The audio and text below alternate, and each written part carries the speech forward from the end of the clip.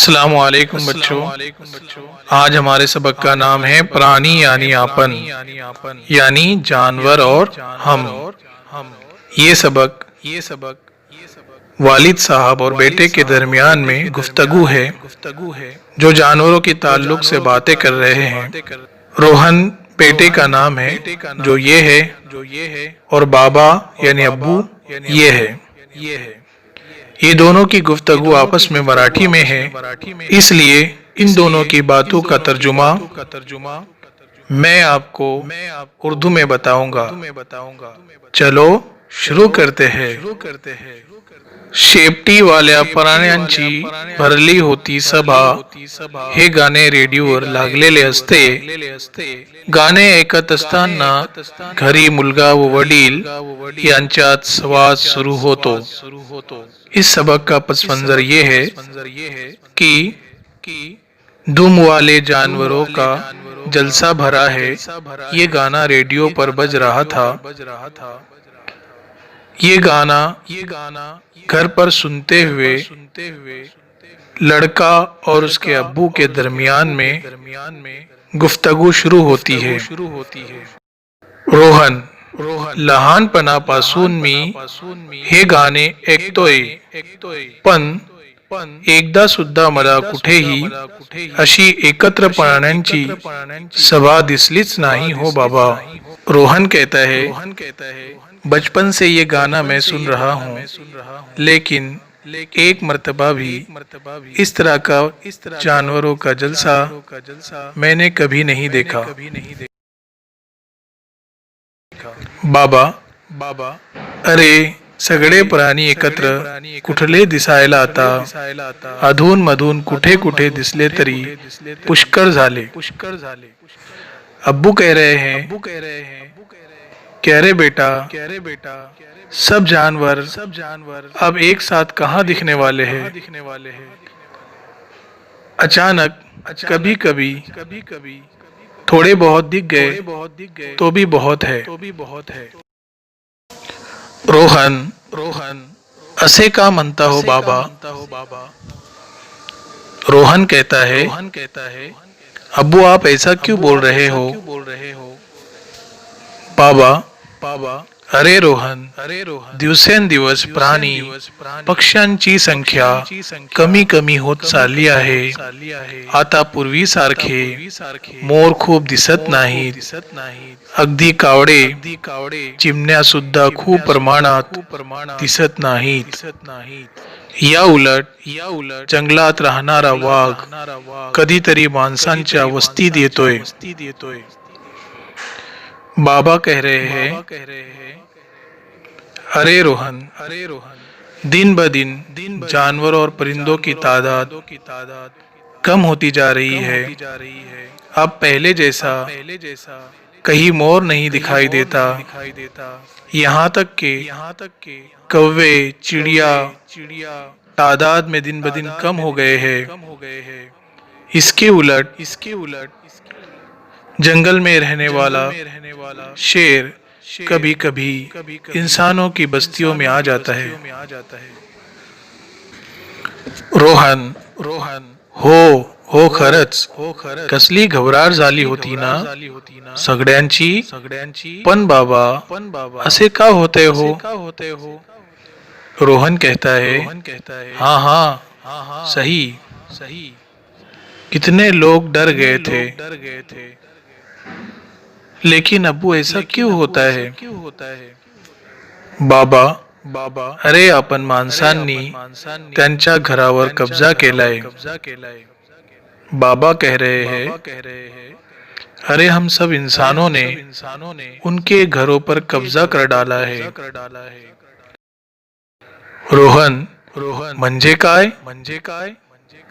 रोहन कहता है, यानी क्या।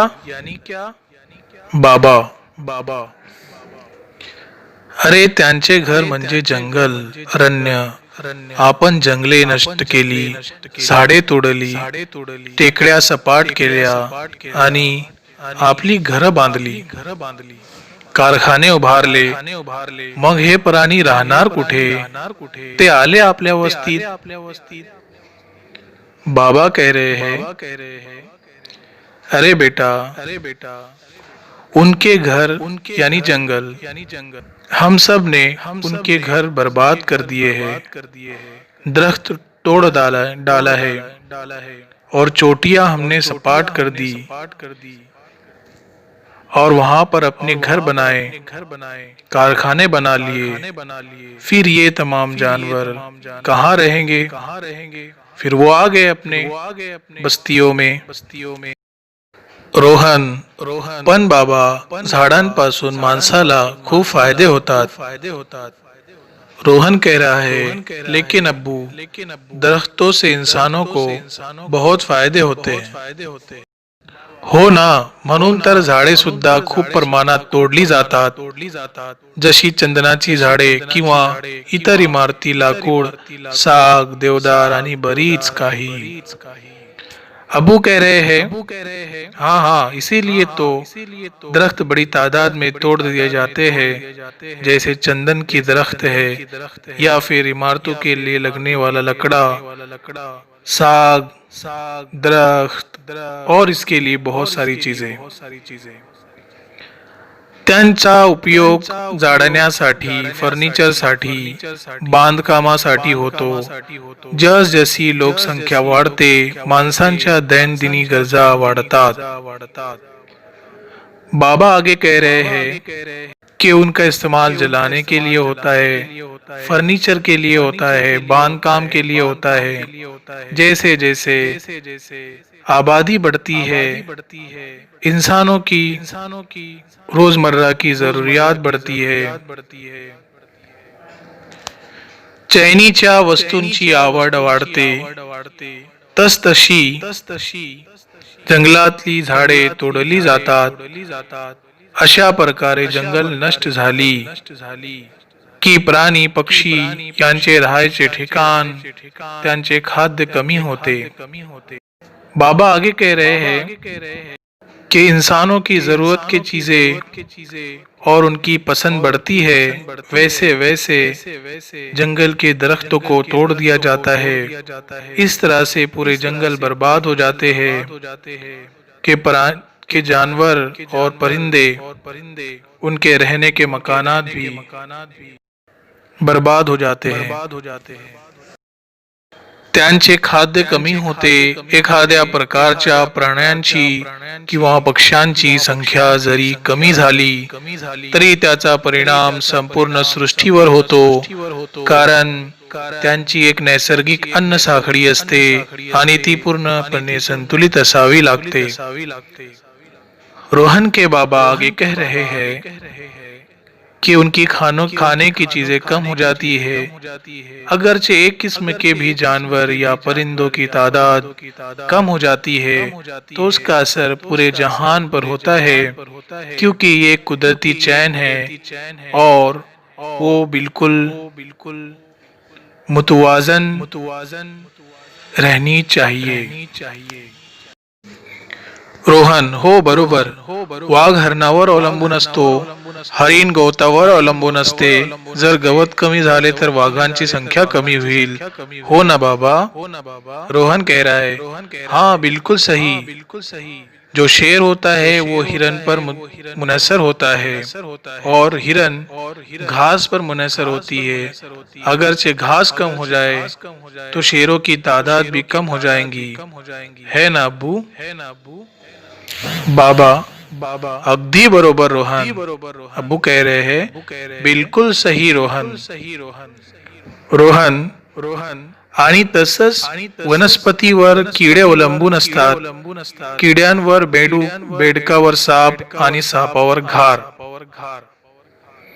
रोहन कह रहा है, और उसी तरह से जड़ी बूटियों पर कीड़े मकोड़े मुनहसर होते हैं और कीड़े मकोड़े पर मेंढक और मेंढक पर सांप और सांप पर बाज, ये मुनहसर होते हैं।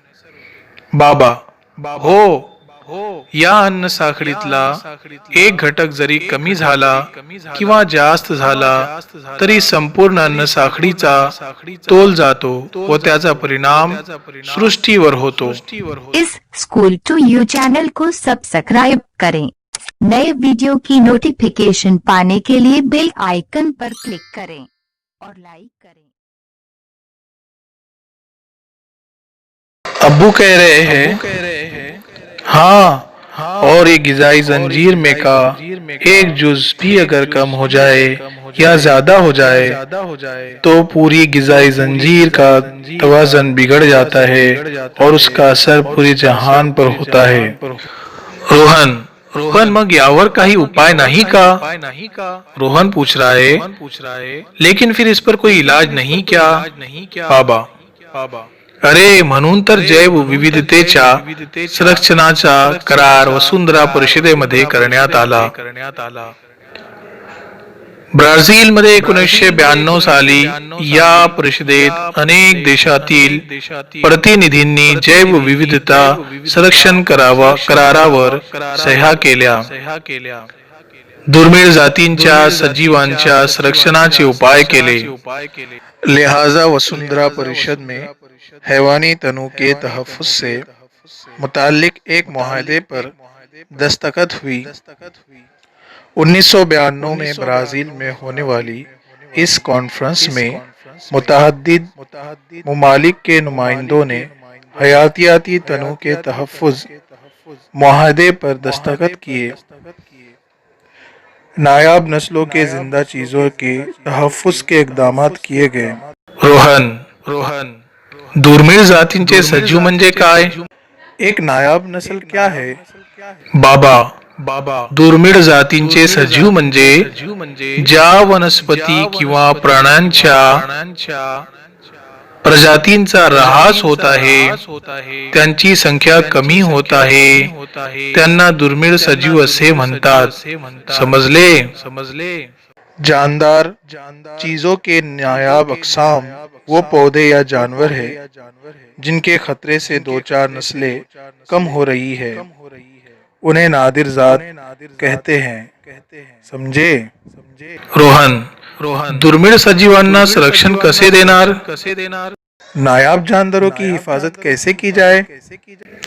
बाबा, यासाठी तर काही कायदे करण्यात आले आहेत।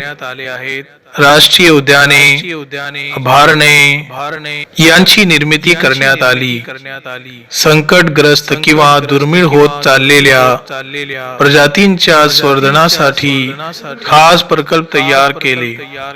बियाणे पेढ्या व गुणसूत्र पेढ्या अशा शास्त्रीय आधुनिक प्रयोगाद्वारे जैव विविधतेची जपणूक करण्यात येते।